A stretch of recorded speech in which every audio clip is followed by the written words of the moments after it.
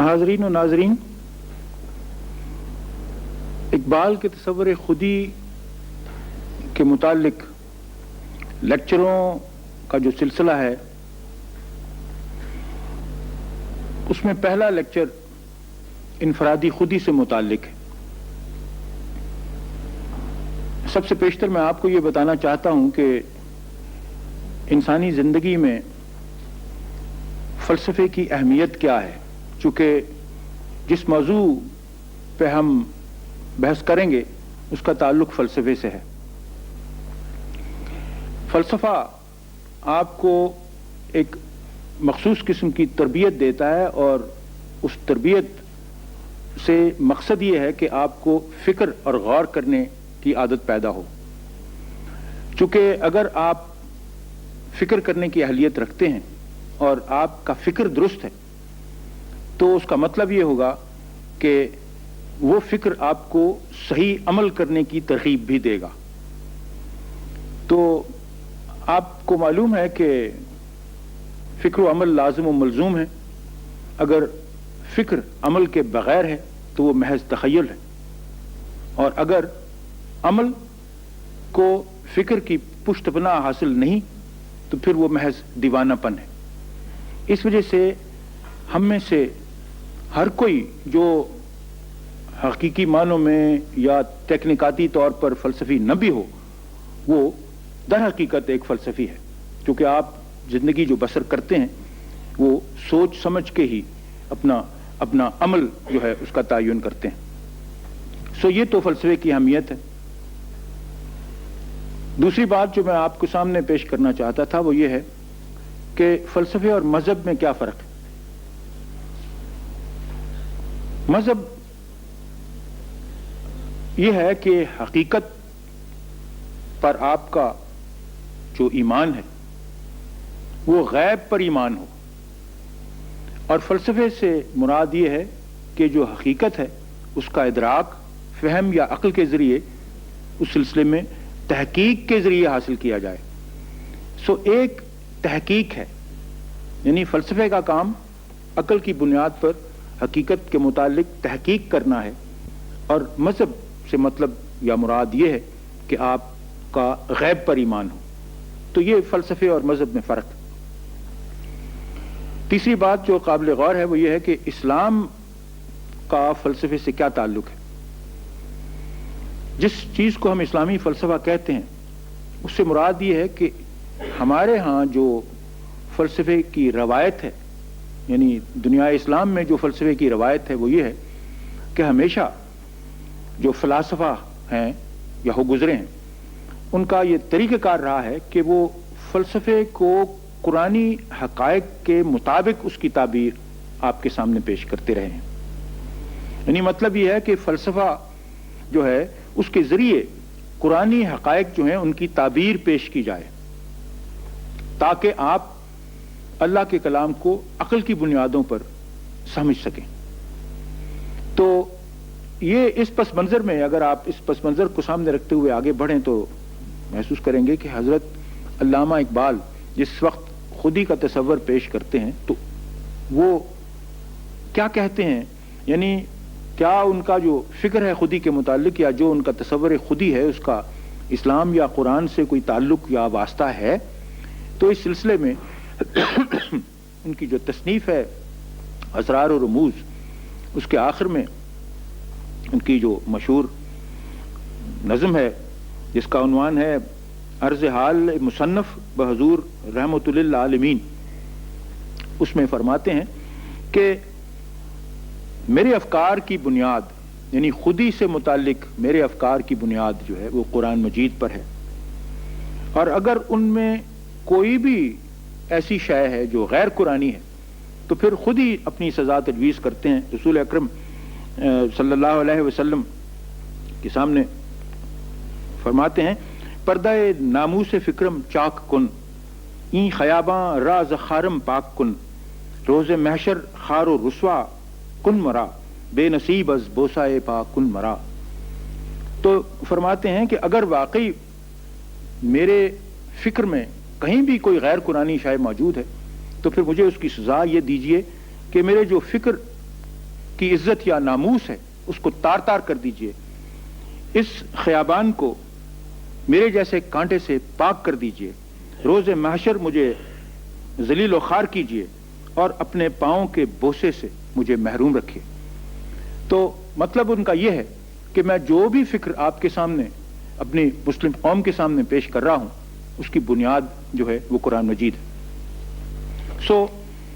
وہی روایت اقبال بھی قائم رکھتے ہیں جو مسلم فلاسفہ کی روایت ہے کہ اپنا فکر جو ہے اس کا جو ایک لحاظ سے ماخذ ہے وہ قرآن مجید ہے، ان کے فکر کا ماخذ جو ہے وہ قرآن مجید ہے۔ اب آپ میں سے جو بھی اقبال سے شناسہ ہیں وہ جانتے ہیں کہ ان کے فکر کا مرکزی نقطہ خودی ہے اور خودی کے ارد گرد ہی ان کے تمام افکار گردش کرتے ہیں۔ اسی بنا پر انہیں پیغامبر خودی بھی کہا جاتا ہے۔ اب سوال یہ پیدا ہوتا ہے کہ کسی بھی فلسفی کے افکار سے شناسائی پیدا کرنے کے لیے ضروری ہے کہ اس کے گرد و نواح کو بھی پوری طرح سے سمجھا جائے، یعنی فلسفے کی کتب یا کسی بھی علم کی تاریخ کے متعلق جو کتابیں ہیں وہ اس موضوع کی ارتقاء کے متعلق تو آپ کو معلومات فراہم کر دیتی ہیں، لیکن جو انفرادی فلسفی ہیں ان کے متعلق یہ پتہ نہیں دیتی کہ انہوں نے اپنے خیالات کی تدوین کس ماحول یا کس گرد و نواح کے رد عمل کے طور پر کی۔ ہر شخص جو اپنے خیالات کی یا افکار کی تدوین کرتا ہے وہ اپنے گرد و نواح سے متاثر ہوتا ہے، گرد و نواح اس پر اثر انداز ہوتے ہیں، وہ ان کے رد عمل کے طور پر اپنے خیالات کی تدوین کرتا ہے۔ سوال سب سے پہلے یہ پیدا ہوتا ہے کہ اقبال نے جب تصور خودی پیش کیا تو وہ کس قسم کا ماحول تھا اس کے رد عمل کے طور پر یہ تصور انہوں نے پیش کیا۔ تو اس کے متعلق یہ معلوم کرنا ضروری ہے کہ مسلمانوں کا زوال تمدنی قوت کی حیثیت سے اور سیاسی قوت کی حیثیت سے عمل میں آ چکا تھا۔ جب اقبال نے آنکھیں کھولیں تو اس وقت مسلمان تنزل کی کیفیت میں تھے۔ یہ درست ہے کہ حضرت علامہ کی پیدائش کے وقت ایک ریسرجنس یا احیاء کی تحریک جو تھی وہ جاری ہو چکی تھی، اس لیے یہ کہنا درست ہے کہ حضرت علامہ نے کم از کم اپنی آنکھیں جو ہیں وہ احیاء کے یعنی احیاء اسلام کے ماحول میں کھولیں۔ وہ تنزل کے زمانے کے شاعر نہیں تھے، لیکن احیاء کے زمانے میں پیدا ہونے کے باوجود انہوں نے ابتدا یہی کی، جو ان کا کلام ابتدائی ہے اس سے ظاہر ہوتا ہے کہ انہوں نے زمانہ تنزل کے مسلمانوں کے ایک روایتی غزل گو کی حیثیت سے اپنی شاعرانہ زندگی کی ابتدا کی۔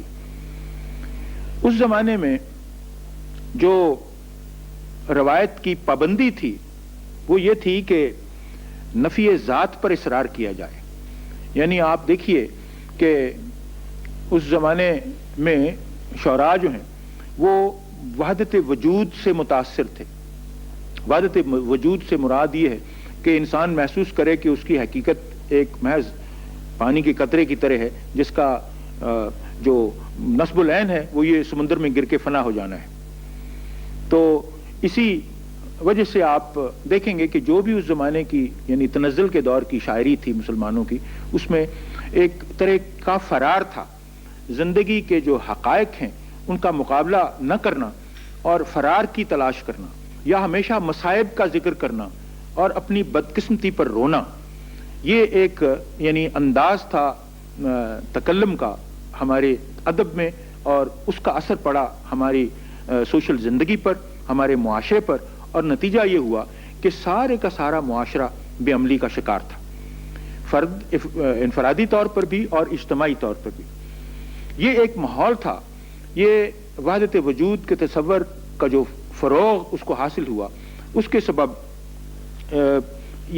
اس کا نتیجہ یہ نکلا کہ مسلمان من حیث الملت تنزل کی طرف چلتے گئے. اور اقبال میں ایک خصوصیت یہ ہے کہ اس ابتدائی دور میں ان کے کلام میں بھی اسی قسم کے اشعار ملتے ہیں، کیونکہ اس زمانے میں روایت کے پابند ہونے کے سبب اور ایک نوجوان شاعر ہونے کے سبب وہ بھی جو روایت ہے اس کی پابندی کو انہوں نے اپنے اوپر جاری رکھا یا قائم کیا. لیکن اس کے باوجود بعض ان کے اشعار اس زمانے میں بھی ملتے ہیں جن سے یہ ظاہر ہوتا ہے کہ یہ خودی کا تصور جو ہے ان کے ہاں تربیت پا رہا تھا یا ارتقائی منازل سے گزر رہا تھا. مثلا ایک شعر جس میں فرماتے ہیں، جو وفا پیشہ سمجھتا ہے خودی کو ایماں، جنتی ہوگا فرشتوں میں نمایاں ہوگا. تو اس سے یہ حقیقت واضح ہو گئی کہ اس زمانے میں بھی یا اس وقت میں بھی، اس ابتدائی دور میں بھی اقبال کی وہ جھلکیاں دکھائی دے جاتی تھیں جنہوں نے جس سے یہ ظاہر ہوتا ہے کہ ان کا آفتاب کمال عنقریب افق سے طلوع ہونے والا تھا. یہ بعض اقبال کے نقاد کہتے ہیں کہ یہ جو اس قسم کے اشارے اقبال کے ابتدائی کلام میں خودی کے متعلق ملتے ہیں، یہ اقبال کے کلام کی یا اقبال کی شاعری کی صبح کاذب تھی، اور جس کی روشنی طلوع آفتاب کا پیش خیمہ ہوتی ہے. تو اس قسم کے اشارے اقبال کے ابتدائی کلام میں بھی آپ کو نظر آتے ہیں. بہرحال اس کے بعد 1905 سے لے کے 1908 تک اقبال انگلستان میں رہے. یہ ان کا تشکیلی دور تھا، اور اسی دور میں وہ ایک ذہنی اور قلبی انقلاب سے گزرے. وہ خود اس انقلاب کا ذکر اپنی تحریروں میں کرتے ہیں، اور ساتھ یہ بھی فرماتے ہیں کہ میں اپنے دل و دماغ کی سرگزشت خود قلم بند کرنا چاہتا تھا، لیکن حقیقت یہ ہے کہ اس کی فرصت انہیں نہ ملی، اور یہ موضوع ان کے عزائم کی فہرست میں ہی رہ گیا. انہوں نے خود اپنے دل و دماغ کی جو سرگزشت وہ لکھنا چاہتے تھے وہ نہ لکھ پائے. اب سوال یہ پیدا ہوتا ہے کہ اقبال کے ہاں یہ انقلاب کیوں آیا، اور جس انقلاب نے ان کی زاویہ نگاہ کو بدل دیا وہ کس طرح آیا، یعنی وہ کون سا سوال تھا جو اقبال کے ذہن میں ابھرا اور جس کی وجہ سے ان کے ہاں یہ انقلاب آیا. وہ سوال یہ تھا کہ مسلمانوں کے تنزل کے اسباب کیا ہیں. جب انہوں نے اس بات پہ غور و فکر کیا تو وہ اس نتیجے پہ پہنچے کہ سب سے بڑا سبب مسلمانوں کے ادب اور معاشرت میں یا ان کے تمدن میں وحدت وجود، تصور وحدت وجود کا فروغ، جس نے انہیں نفی ذات کی ترغیب دے کر بے عمل بنا دیا ہے، اور وہ عملی اعتبار سے بالکل ناکارہ ہو گئے. بس اب اگر آپ اس نتیجے پہ پہنچے ہوں فکری طور پر کہ میرے جو گرد و نواح ہیں ان میں کیفیت جو ہے ایک بے عملی کی ایک خصوصی وجہ سے ہے، تو وہ خصوصی وجہ ایک کانسیپٹ ہے یا ایک نظریہ ہے یا ایک تصور ہے نفی ذات کا، تو یقینی امر ہے کہ اس کا رد عمل جو ہوگا وہ اس بات ذات ہوگا. سو اقبال کے ہاں جو خودی کا تصور ایوالو ہوا وہ ایک طرح کا رد عمل تھا اپنے ماحول کے خلاف. ماحول میں مردنی تھی اور یہ پیغامبر تھے حیات کے، زندگی کے. سو یہ وجہ ہے، یہ رد عمل ہے انوائرمنٹ کا اس شخص کی ایک انفرادی فلسفی یا شاعر کی شخصیت پر، کہ وہ اس کا اظہار جو ہے وہ خودی کی صورت میں نمودار ہوتا ہے. اب سوال یہ ہے کہ خودی سے کیا مراد ہے. روایتی فکر میں خودی کو کیوں معطوب سمجھا جاتا تھا. روایتی فکر میں آپ کو سب میرا خیال ہے آپ میرے ساتھ متفق ہوں گے کہ خودی کے معنی عموماً خود سری لیے جاتے ہیں، یعنی جس سے مراد تکبر ہے یا غرور ہے، اور خودی کو ہمیشہ یعنی مارنے کی ترغیب دی جاتی ہے. جب بھی آپ وجودی فلسفہ یا اس زمانے کی الہیات کا مطالعہ کرتے ہیں تو وہ ہمیشہ آپ کو ترغیب یہ دیتے ہیں کہ خودی کو مارو، یہ نفس کو مارو، چونکہ یہ آپ کو تکبر کی طرف یا غرور کی طرف لے جاتا ہے. یہ درست ہے کہ اقبال کے نقطہ نگاہ سے اگر خودی بے عمل ہو یا وہ صرف ایک بڑھ ہو تو وہ واقعی تکبر ہے، وہ یعنی اس کو غرور ہی کے معنوں میں آپ لیں گے. لیکن خودی جب اس کے ساتھ عمل جو ہے وہ منسلک ہو تو وہ پھر تکبر یا غرور نہیں رہتا، وہ کچھ اور چیز بن جاتی ہے۔ سو اقبال کے ہاں خودی کے جو معنی ہیں وہ روایتی معنی یعنی تکبر کے یا غرور کے نہیں، جس کی وجہ سے وحدت جس کی وجہ سے وجودیت آپ کو اصرار کرتی تھی نفی ذات کے لیے۔ اقبال کے ہاں خودی کے معنی علامہ نے اس کی تشریح کے سلسلے میں کئی الفاظ استعمال کیے ہیں۔ مثلا فرماتے ہیں خودی سے مراد خودداری ہے، خود اعتمادی ہے، خود بینی ہے، اپنی ذات کی پہچان ہے، احساس ذات ہے، شعور نفس، وحدت وجدانی، شعور کا روشن نقطہ، شعور کا روشن نقطہ۔ ایک شعر ان کا آپ کے سامنے پیش کرتا ہوں۔ خودی کا نشیمن تیرے دل میں ہے، فلک جس طرح آنکھ کے تل میں ہے۔ تو اس سے آپ اندازہ کیجئے کہ فلک آنکھ کے تل میں جس طرح سما سکتا ہے، اسی طرح خودی کا نشیمن جو ہے وہ تیرے دل میں ہے۔ تو ترغیب آپ کو دے رہے ہیں کہ ایک خاص پوٹینشل ہے جو آپ کے اندر موجود ہے اور وہ خودی ہے۔ پھر اس کے متعلق الفاظ استعمال کرتے ہیں پراسرار شے،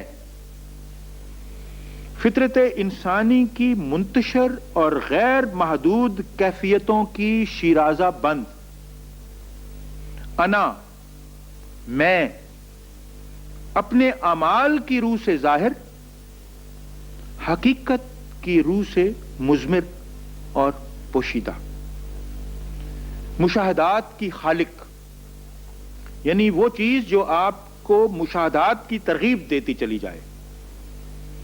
سو یہ سب وہ الفاظ ہیں جو اقبال نے خودی کی تشریح کے سلسلے میں ارشاد فرمائے ہیں، لیکن اس کے باوجود وہ سمجھتے ہیں کہ خودی کا جو مسئلہ ہے اس کو پوری طرح سے سمجھنا اور اس پر پوری طرح سے قابو پانا ممکن نہیں۔ مقصد یہ ہے کہ اقبال کے ہاں جو ہمارا وجود ہے وہ بجائے خود ہی خودی کی نمود ہے، یعنی خودی کی نمود کا جو عالم ہے اسی کی بنیاد پر ہماری زندگی اور وجود جو ہے وہ قائم۔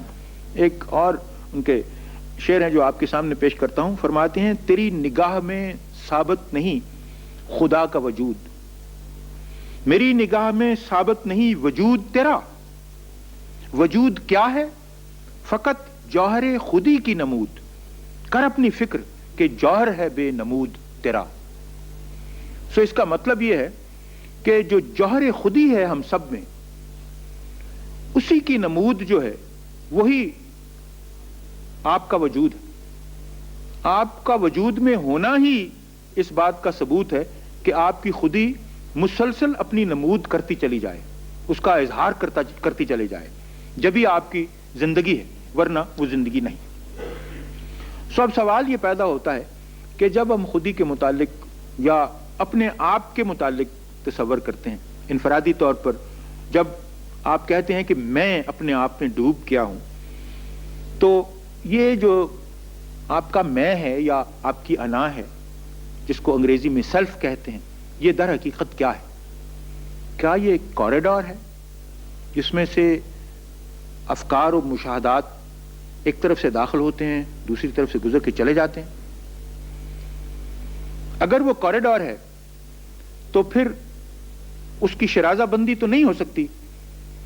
تو اگر یہ جو آپ کا احساس ذات ہے یہ ایک محض کوریڈور کی حیثیت رکھتا ہے، تو پھر تو یقینی امر ہے کہ آپ کی شخصیت کا تسلسل جو ہے وہ اس پہ قائم نہیں۔ وہ کوریڈور میں سے تو ایک چیز گزرتی ہے دوسری طرف سے نکل جاتی ہے، ہوا کا جھونکا آیا اور گزر گیا۔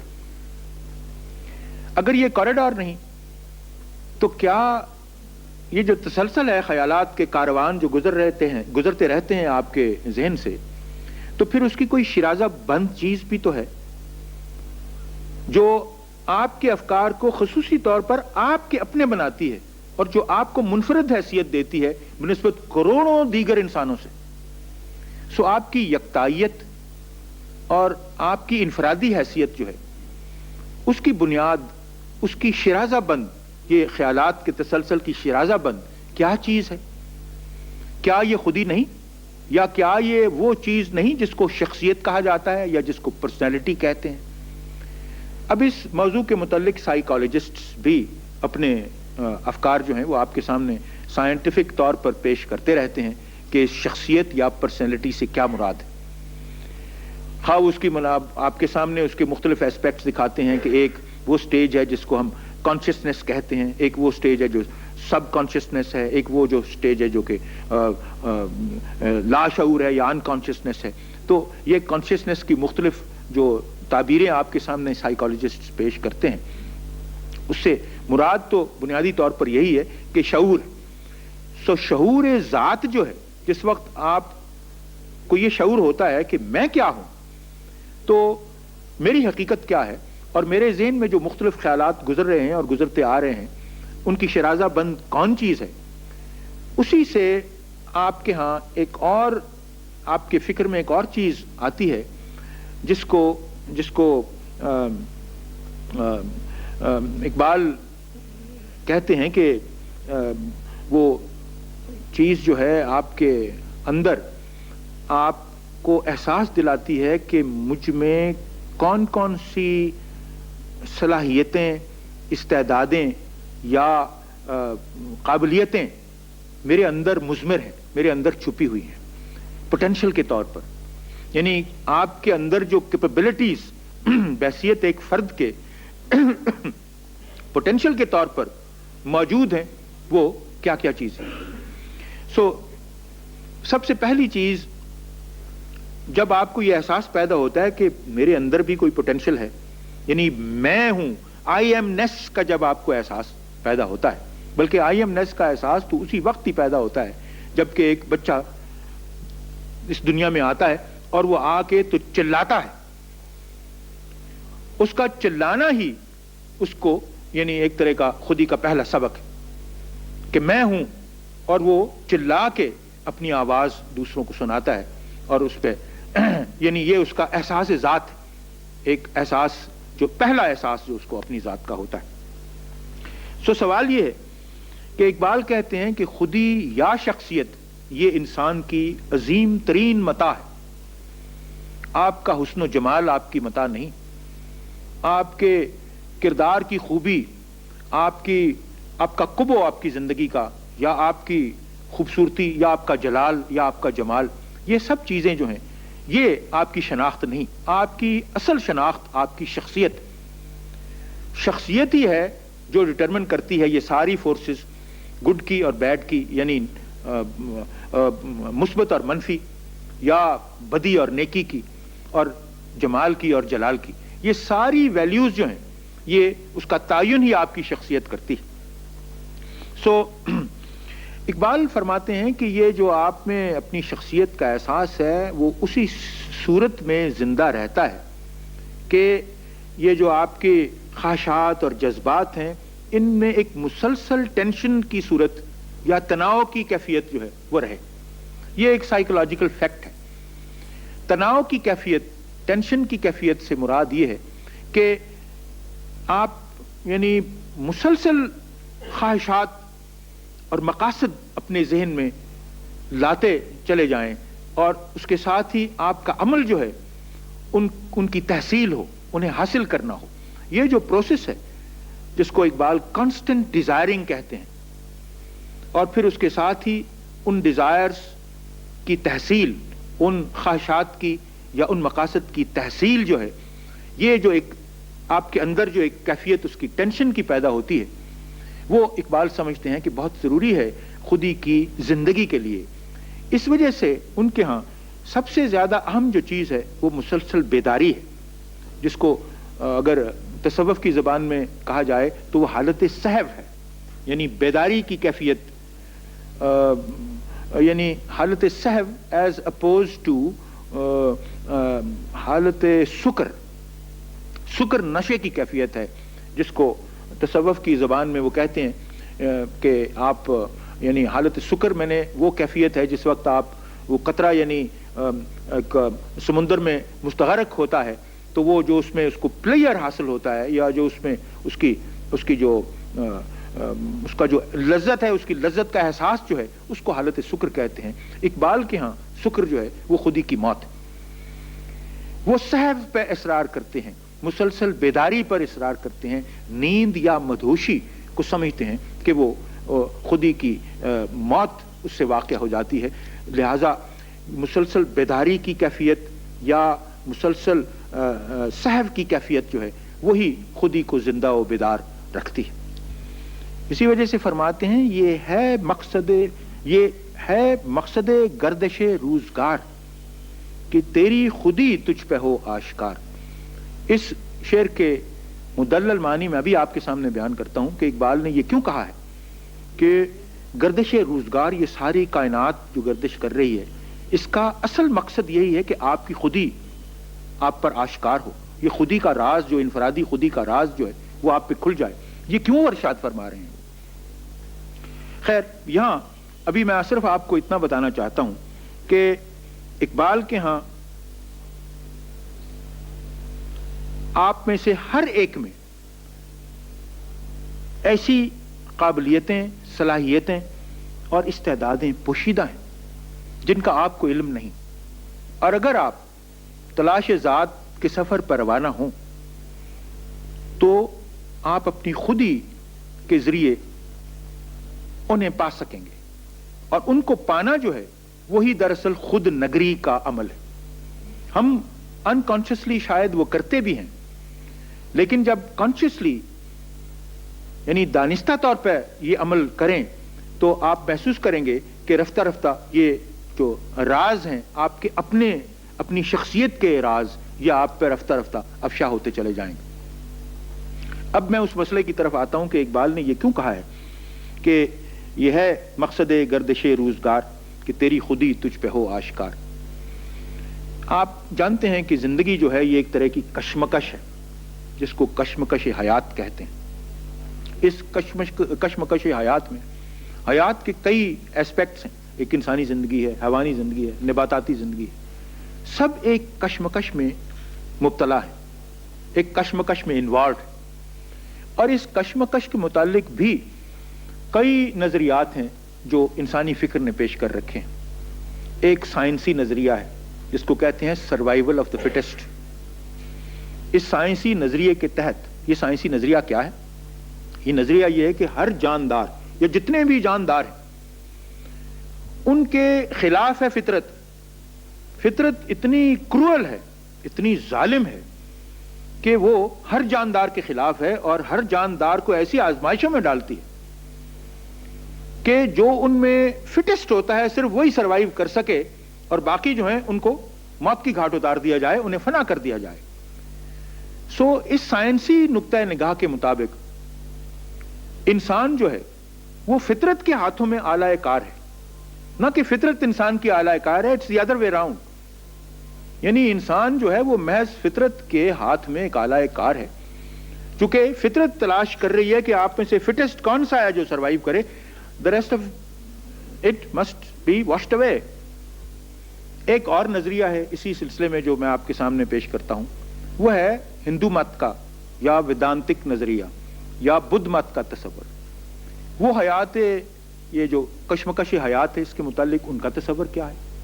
وہ کہتے ہیں کہ یہ بجائے خود ایک شر ہے، یہ جو کنفلکٹ ہے لائف کا، یہ جو گردش روزگار ہے، یہ بدی ہے جس میں انسان مبتلا کیا گیا ہے، اور انسان کی کوشش یہ ہونی چاہیے کہ کسی نہ کسی طرح سے اسے اس سے فرار حاصل ہو، جس کو وہ نروان کہتے ہیں۔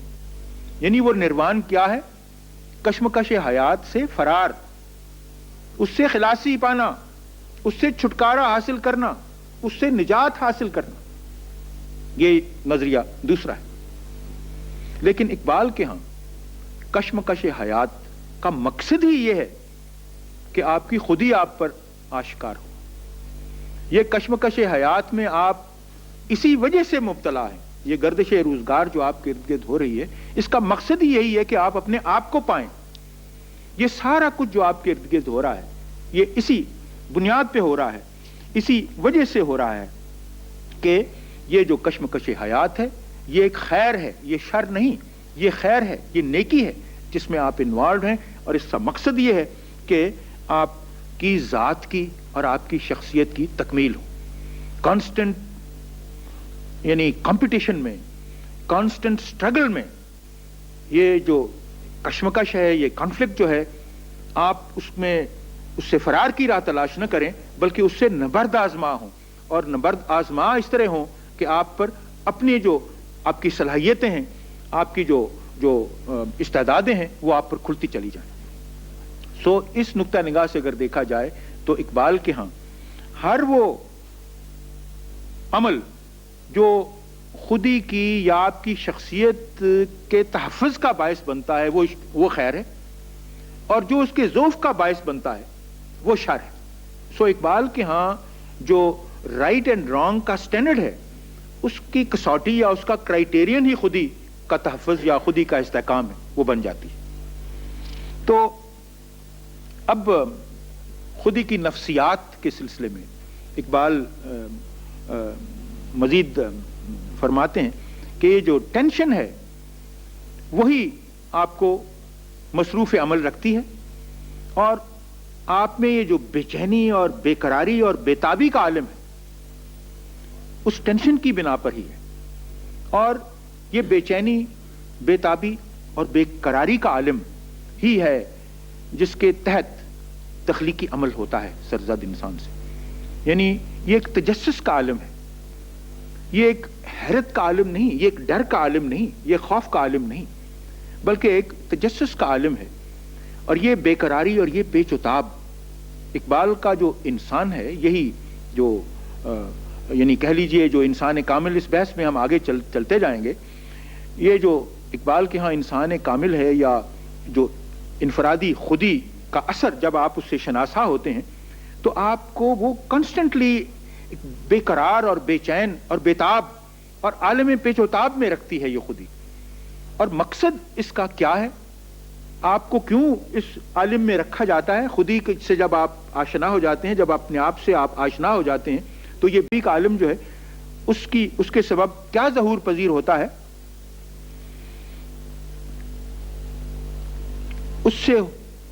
اس کا مقصد کیا ہے؟ وہ یہی ہے کہ یہ بے قراری کا عالم جو ہے اس سے مسلسل تخلیق ہو، مسلسل اختراع ہو، مسلسل ایجاد ہو.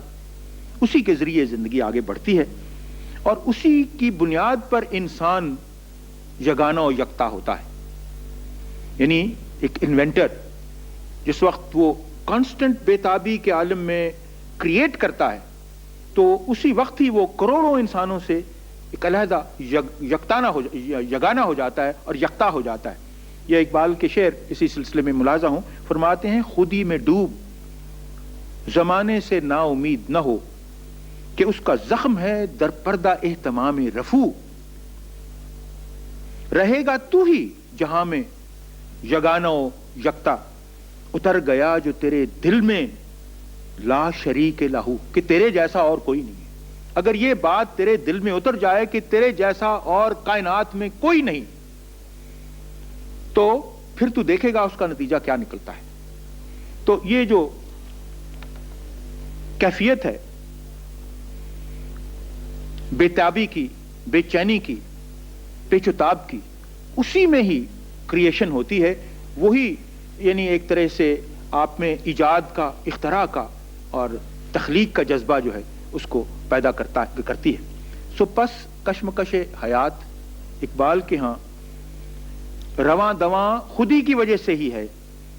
اور اپنے اس تصور کی تائید میں وہ آپ کے سامنے موتی کی مثال دیتے ہیں. کہتے ہیں کہ بھائی یہ موتی آخر میں کیا ہے؟ یہ پانی کا قطرہ ہی ہے، بارش کا یا پانی کا قطرہ ہے.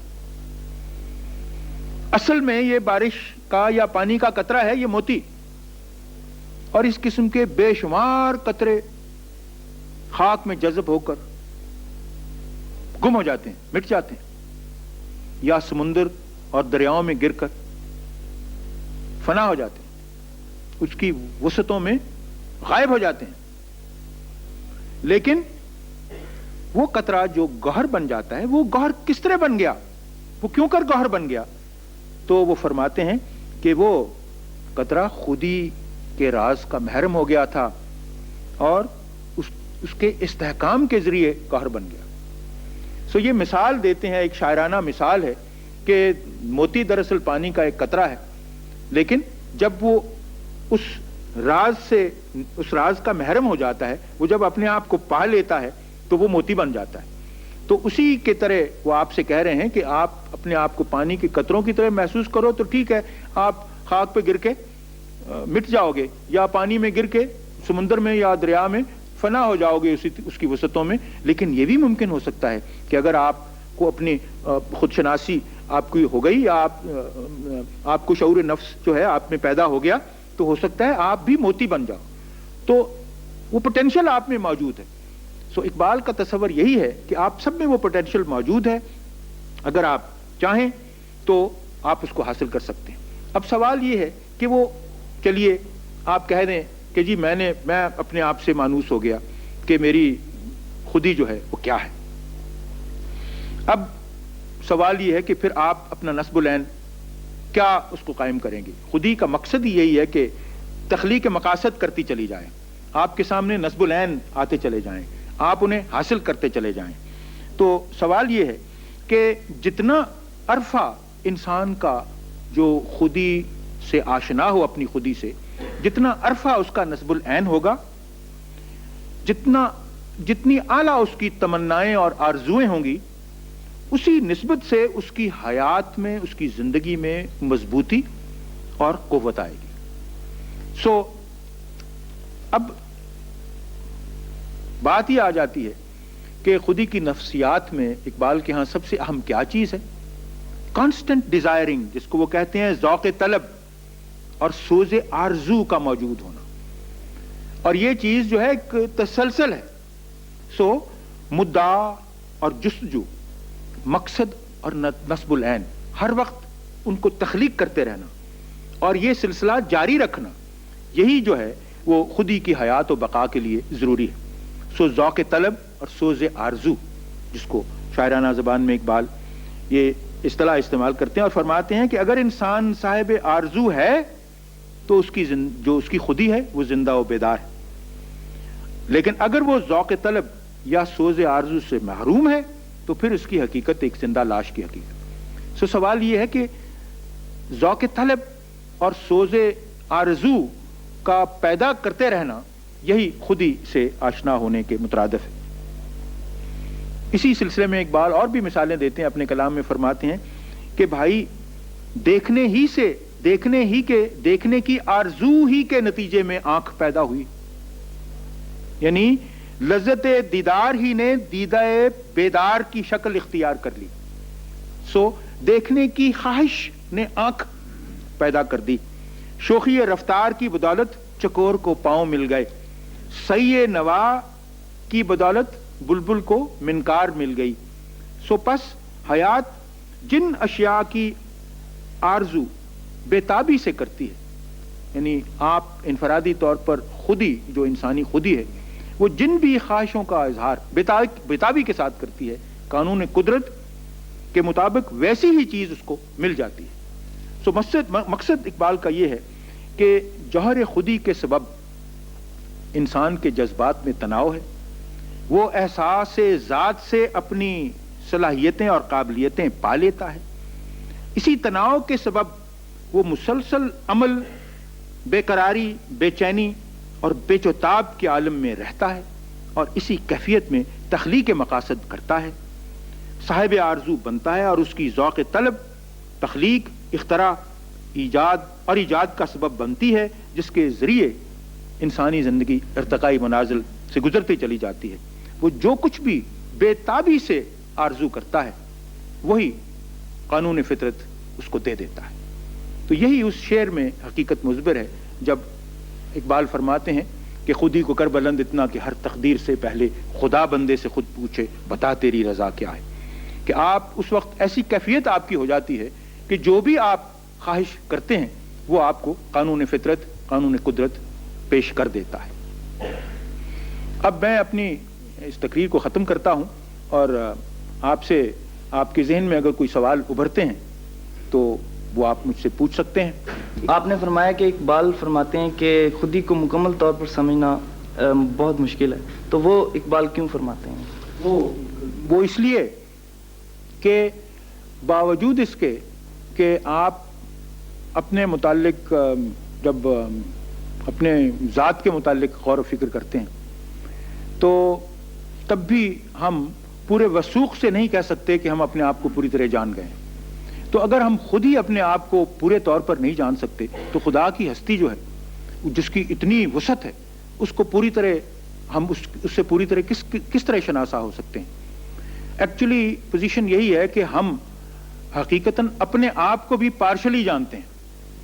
ہم نہیں وثوق سے یہ کہہ سکتے کہ ہم اپنے آپ کو پوری طرح جان گئے، اور وہ جو جاننا ہے وہ بھی چند صلاحیتیں یا قابلیتیں، چند ہی، اگر بے شمار میں سے صرف 2 یا 3 اگر آپ کو معلوم ہو جائیں کہ وہ ہیں آپ کے اندر اور اس سے آپ شناسا ہو جائیں تو وہی آپ کی انفرادی زندگی کو بدل دیتی ہیں. یہ اپنی زندگی کا ایکسپیرینس ہے ہم میں سے ہر ایک کا کہ ایک شخص جو اتنا ہی جان جائے کہ میرا رجحان جو ہے وہ کس طرف ہے. اگر فرض کیجئے وہ سمجھے کہ میں وہ لکھ تو شعر رہا ہے مگر محسوس اس کو کسی سٹیج پہ جا کے یہ ہو کہ میں تو بایولوجسٹ، اور پھر اس میں وہ اپنا کمال دکھا دے، تو اس کے لیے اتنا ہی حقیقت جاننا جو ہے اپنے لیے کافی. اور زندگی کا سپین اتنا مختصر ہے کہ اس میں اتنا جان لینا ہی بہت کافی ہوتا ہے. تو خود ہی سے واقف ہونے سے مراد ہی یہی ہے کہ آپ پورے طور پر اپنے آپ کو نہیں جان سکتے، اتنا وقت ہی نہیں ہے آپ کے پاس، آپ کی زندگی کا سپین ہی اتنا نہیں ہے کہ آپ اپنے آپ کو پوری طرح جان پائیں. تو جتنا بھی جان پا سکتے ہیں اتنا ہی پانے کی کوشش کیجئے. یہی اقبال کا سبق ہے. وہ یہی کہتے ہیں کہ تو اگر میرا نہیں بنتا نہ بن، اپنا تو بن. ڈاکٹر صاحب، علامہ صاحب نے فرمایا ہے اسرار خودی میں جب تک تلاش کا مادہ نہ ہو اس وقت تک منزل نہیں ملتی. تلاش کے لیے عقل اور سمجھ کا ہونا بہت ضروری ہے. اور دوسری طرف علامہ صاحب فرماتے ہیں جو عقل کے غلام ہے وہ دل نہ کر قبول. تو اس کے بارے میں کچھ؟ یہ ایک مسئلہ ہے جس کو پوری طرح سمجھنے کے لیے کافی تفصیل میں جانے کی ضرورت پڑے گی.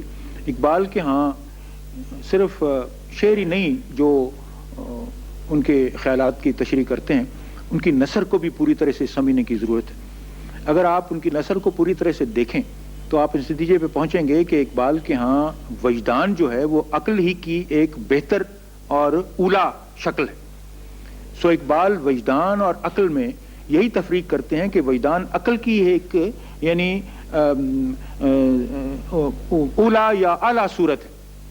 تو اس سے مراد یہ ہو گئی کہ جس چیز کو ہم وجدان یا انٹیوشن کہتے ہیں وہ عقل یا ریزن سے کوئی علیحدہ فیکلٹی نہیں، بلکہ عقل یا ریزن ہی کی ایک سنتھیٹک فارم ہے.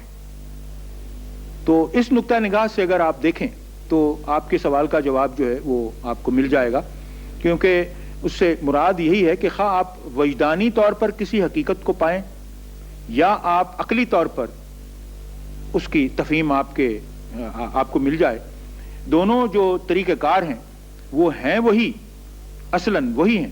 صرف یہ ہے کہ ایک اس کی عرفہ فارم ہے، ایک اس کی دوسری فارم ہے. ڈاکٹر صاحب، آپ نے فرمایا تھا اپنے لیکچر میں کہ جو مخصوص قسم کی ایک انوائرمنٹل پوزیشن تھی اس کی وجہ سے ہمارے اکثر فلاسفہ اور شعراء نفی ذات کے تصور کے حامل ہو گئے تھے. تو علامہ کے ہاں یہ تصور جو اثبات ذات کا ابھرا اس کے ریئیکشن کے طور پہ اس نے دوسرے ہمارے فلاسفہ کے ہاں بھی کوئی ترغیب کی صورت میں ان کے خیالات میں تبدیلی کی صورت میں کوئی جگہ پائی جو ان کے ہم اثر تھے؟ ہم اثر شعراء میں تو اقبال میرا خیال ہے اس بنا پہ اثر انداز شاید نہ ہوئے ہوں کہ انہوں نے یہ ان کے خودی کے تصور سے تو شاید وہ متاثر نہ ہوئے ہوں، چونکہ ہر شاعر اور ہر مفکر کا ایک اپنا مقام ہوتا ہے. البتہ ایک چیز ہے جس سے میں سمجھتا ہوں کہ اقبال اثر انداز ہوئے اپنے ہم اثروں پر، اور وہ ہے کہ انہوں نے ہمارے ادب اور شاعری کی توجہ زندگی کے حقائق کی طرف مبذول کر دی. اس سے پیشتر جو ایمفیسس تھا وہ زندگی کے حقائق سے فرار پہ تھا. اقبال کے بعد کی شاعری جو ہے اس میں ہم زندگی کے حقائق کو سے نبرد آزما ہونے کی ترغیب دی جاتی ہے, اور آپ یہ نہیں کہہ سکتے کہ اقبال کے بعد جو شاعری ہے اس میں کوئی اقبال کا اثر نہیں ہوا. اثر اس انداز میں ہوا ہے کہ ہماری شاعری جو پہلے بے مقصد تھی اب با مقصد ہو گئی ہے. بہرحال آج کے جو لیکچر کا موضوع تھا اس کا تعلق صرف اسی نقطے سے تھا کہ اقبال کے ہاں خودی کے تصور سے کیا مراد ہے اور انفرادی خودی کو وہ کن معنوں میں استعمال کرتے ہیں. ان کے نزدیک انفرادی خودی کو اپنے اندر بیدار رکھنے کے لیے کیا کیا چیزیں ضروری ہیں, آپ کس طرح اپنی آپ کی تلاش کر سکتے ہیں, اور اس کے لیے یہ سوز آرزو کا موجود ہونا کیوں ضروری ہے, اور کس طرح اگر آپ اپنی خودی سے آشنا ہو جائیں تو کیوں کر ارتقائی منازل طے کی جا سکتی ہیں انفرادی طور پر.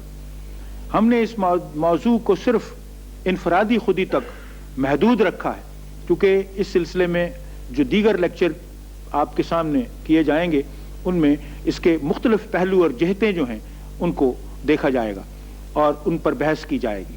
فی الحال آپ کے سامنے یہی تصور پیش کیا گیا ہے کہ خودی کے معنی کیا ہیں اور اس کی تحصیل اور بقا کے لیے کیا کیا چیزیں ضروری ہیں جو آپ کے اندر موجود ہیں صلاحیتوں کی شکل میں یا قابلیتوں کی شکل میں, اور انہیں کس طرح اپنایا جا سکتا ہے. آپ کا بہت بہت شکریہ.